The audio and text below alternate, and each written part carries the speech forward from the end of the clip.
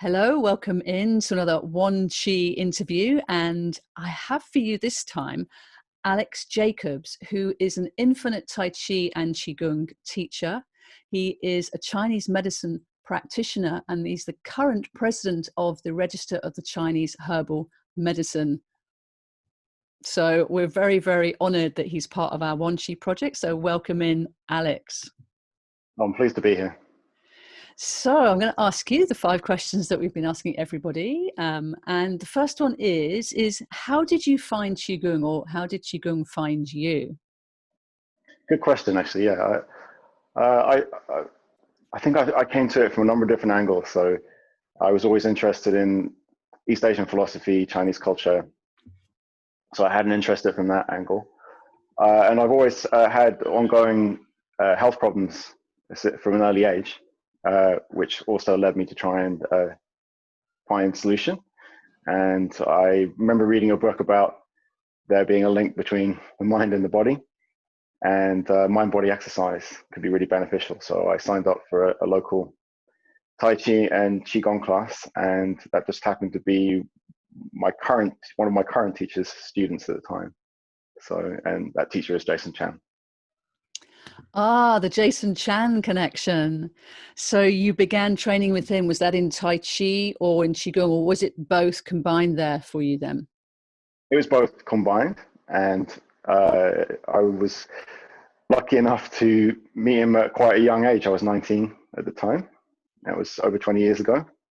And I've been through quite an evolution since, different teachers, but I'm still a dedicated student with him to this day. Yeah. So what is it that you love about Qigong? I mean, there's so many things. I would think, I think that one of the most significant things for my life has been the ability for it to help me heal. And the finding a solution to my own health problems has been a driving factor, not only in the Tai Chi and Qigong, but also in learning Chinese medicine as well. And realizing where the links are between them and where the different qualities of each can benefit most, and where they maybe have blind spots too. It's been a very interesting journey. But Qigong itself is incredibly powerful in my view. Of the 5 main treatment methods of Chinese medicine: acupuncture, massage, herbal medicine, dietary therapy, and Qigong, I really see Qigong as the heart of everything. It's where everything comes together and starts to make sense. And I see, in some senses, you can see the other 4 methods as being supported with Qigong. Oh, I like that Qigong is like the heart of it. There's something really potent about the fact that you can practice this yourself. I mean, it's great to go to a practitioner and healer to get their input, but actually doing things for yourself. And is that one of the components of Qigong that really appeals to you, and see the power of it there for people? 100%. Actually, funny you should bring up that angle, because Chinese medicine, self-help, and self-help in general has been one of my great passions. And it's something that's really underemphasized in the medicine. A lot of people's experience of the medicine is going to a clinic, having a treatment which may be very successful, and then the symptom might go away, but you're not really involved in it, and you don't really know what's going on. You don't really know what happened. And actually, the medicine is very understandable. And when you understand the principles of the medicine, you can use them for yourself to take control of your own health. And in some ways, that's why I see Qigong as the heart, because it's the point where you can bring everything together and you can take control of your own health and your own life. And I think that's really empowering. That so is. Yes, and yes, indeed. So you're a Chinese medicine practitioner. You're a Chinese doctor. Is that? Yep. I mean, in the UK, we have to call it Chinese medicine practitioner. In China, I'd be called a Chinese doctor. Okay. But in the end, the reality is that I practice hopefully living up to the way that's been practiced of Chinese medicine over the last couple of thousand years. And if I can get patients better, if they can assist them in their healing journey, then I'm doing my job, whatever it's called. Isn't that the thing that Chinese doctors were paid for patients that were kept well rather than for the ones that were ill? Is that true? It's one of those things, actually. you hear these things and then you wonder, where was the actual source of that? It may be true. I haven't found it, but it's a really nice idea, and it definitely fits in with Chinese medicine. In fact, there is a saying in the original text, one of the original texts of Chinese medicine, which is the Yellow Emperor's Classic of Internal Medicine, which is something along the lines, and I'm going to butcher it, but something on the lines of not closing the door after the horse has bolted. It's not precisely that. I'm trying to remember the exact one, but I think it might be about digging a well after you got the drought or something like that. So the idea of preventative medicine runs absolutely all the way through Chinese medicine, and I think it's really important part of the medicine that often gets neglected. It's so fundamental, this preventative healthcare. But let's not go off down that avenue in this initial chat that we're having. But the next question that I have for you is, do you adhere to a strict lineage form, or how do you feel about the lineage or the biodynamics? What's your stance on that? It's interesting. I was about to say yes until I really thought about the way it was phrased. I've studied with multiple teachers. And the style that I most practice is Jason's style, which is infinite Tai Chi and infinite Qigong, and I work with him. But what's very interesting about Jason is he's a very undogmatic, unpossessive teacher. He's totally fine if you want to study something else, if you want to integrate it, if you want to find your way through these different disciplines. So it's very, very open. And it's really about getting to the essence of what you're doing and the underlying core, which is what's quite inspirational about your project, which is trying to bring together different practitioners and come together around what the core that is kind of unchanging behind Qigong. When you get into Taoism and the ever-changing Tao, the first line of the Tao Te Ching, which is the Tao that can be named, is not the eternal Tao. Well, if in a sense, when you think about different lineages, they're putting a name on something, they're putting a structure around something, but the goal is always going to be the same, and the goal in some ways can't be defined in words. And so to me, it's about whatever takes me to that essence. That's my approach to the medicine, that's my approach to Qigong, Tai Chi. And it just happens that I find Jason a great authentic teacher that can help me get close to that. Very full answer to your question about lineages. Very good, yeah. I mean, it's to find the Qi within you. And as a Qigong teacher, are we not here to help people to find their Qigong? Right. Their essence, absolutely, their way of healing inside? And I don't want to also criticize the idea of a lineage. I think that it's really important that people devote themselves to lineages and that they sustain. And I think that it's important that we actually maintain as many lineages as we can, so we can all learn from them and their differences and their strengths and weaknesses. So I'm endlessly curious about the different manifestations of it. Yeah, I'm just fascinated by it all. And like you say, I'm learning from wherever this teaching is coming that resonates with me. I'm a forever a student of Qigong. I can't not be. That's just the way of it, isn't it? So what do you feel you have gained? What is the top gain that you've got from having Qigong in your life, Alex?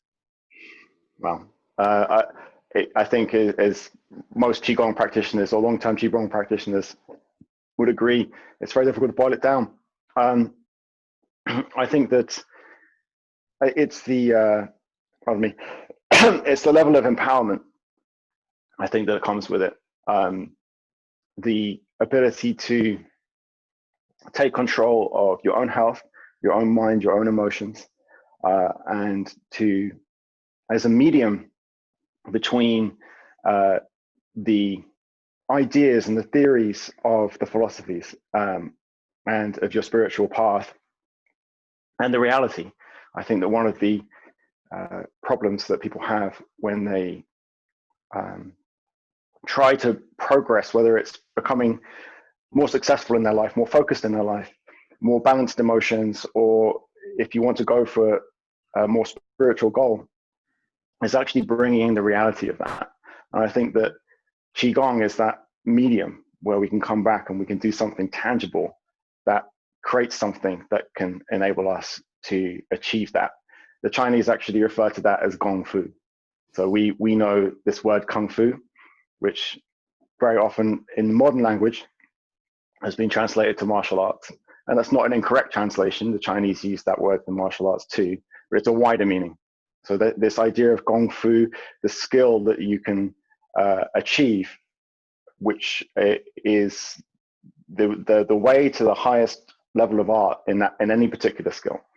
So the Chinese have, for example, gong fu cooking. So you can have, if you practice gong fu cooking, you'll be creating great qi in the food. And it's this idea that through this medium of Qigong, you can create this power, you can create this focus, you can get in the zone, and it can be the tangible medium for you to achieve the goals that you have in your life. Yeah, I love that. Thank you, Alex. And you speak, you write the Chinese language. You've learnt it. Did you tell us very briefly how that happened? Well, my first degree was in the wholly unrelated subject of economics. And after I graduated in economics, I knew that wasn't exactly the path I wanted to take in life.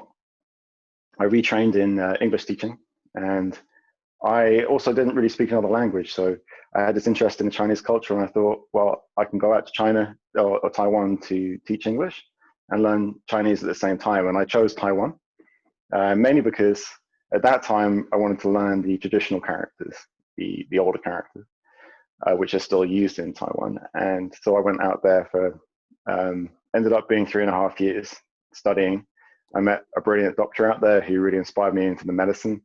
And I met a number of different Tai Chi and Qigong teachers, and really immersed myself in the culture, which has enabled me to get a deeper sense of both the medicine and the Qigong practice. Beautiful. Thank you so much, Alex. So would you like to share with us something like a short practice or meditation or what? What have you got to share with us today? Sure. I'm going to share something which I meant to do at the beginning. Okay. I brought something special for your audience. This is cinnamon, and it's not the cinnamon that you get in the supermarket. It's a little bit purer and more powerful. And we're going to do a little bit of a brew while I do the demonstration. We'll put it in the background, and it's brewing. The reason why I've chosen cinnamon is I wanted to show the connection between the medicine and the Qigong.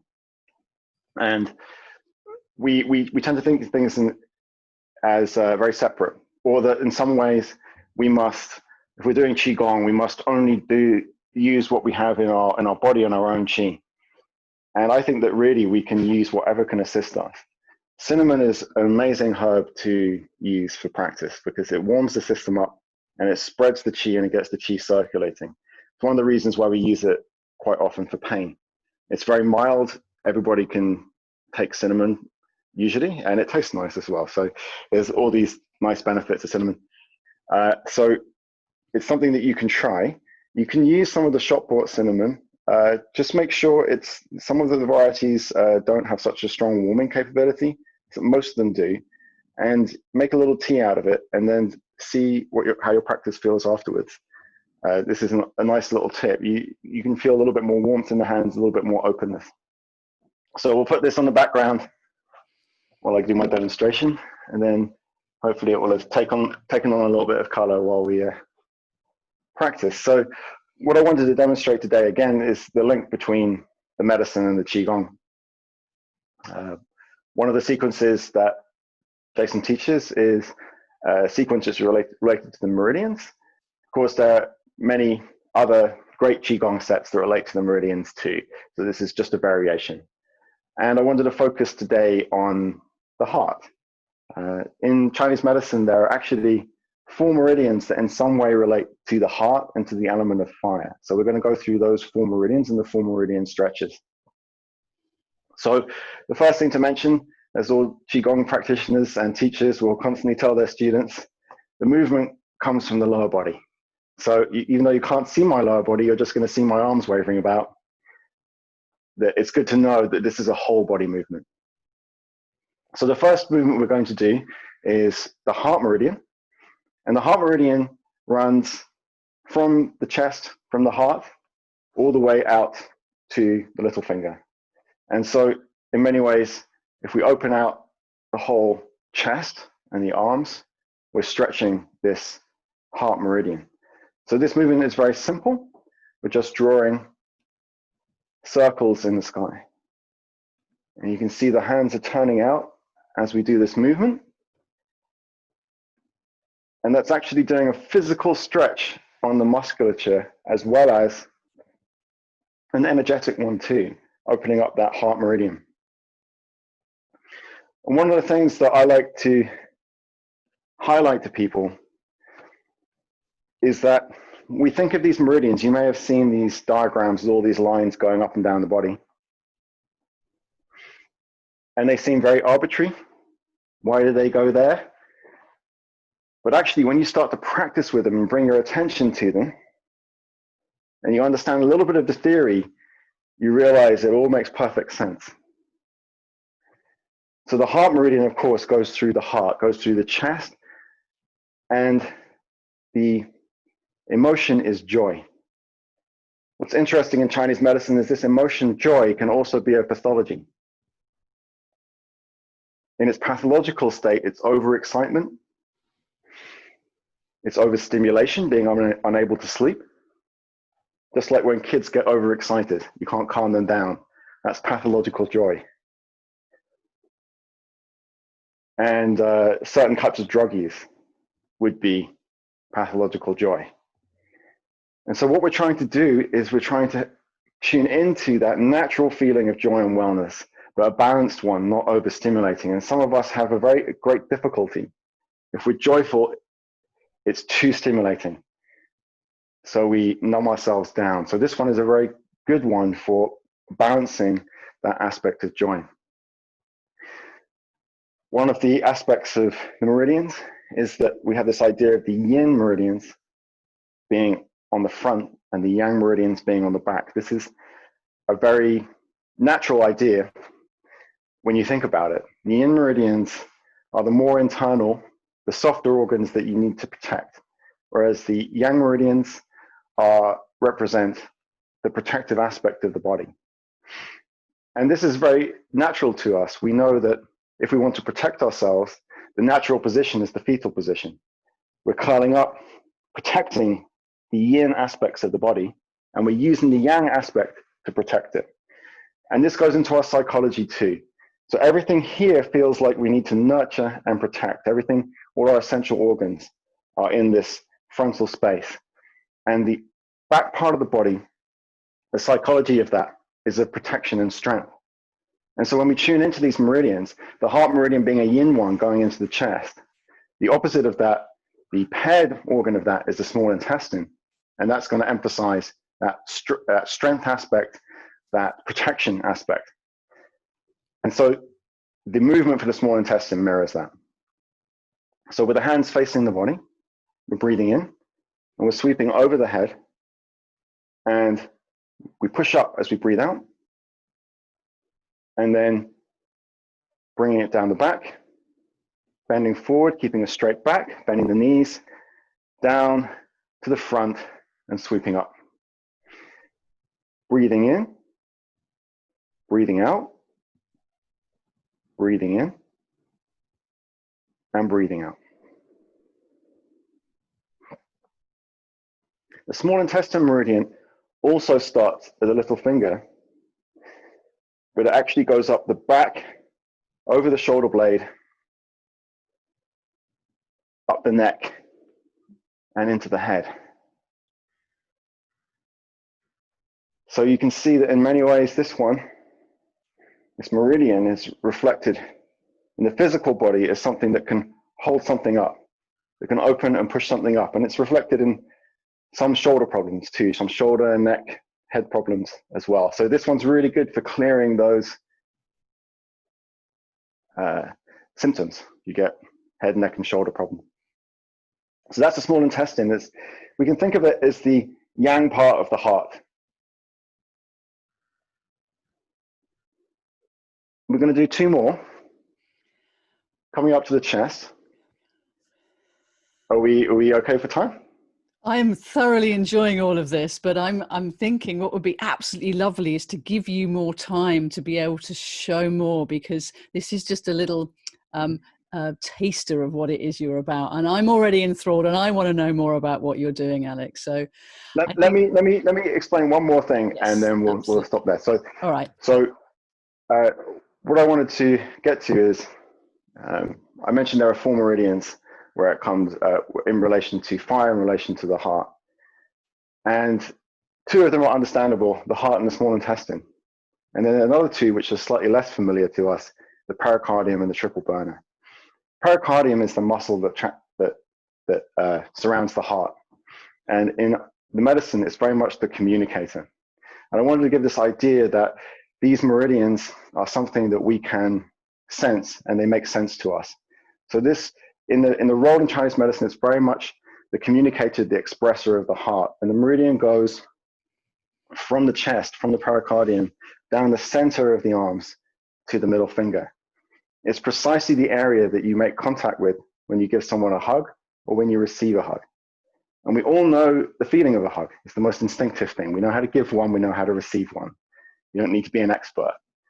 But that feeling is the feeling to activate that meridian. That is the aspect of that meridian. You can get in contact with that meridian. And so really what I wanted to get across today was that the meridians aren't arbitrary lines.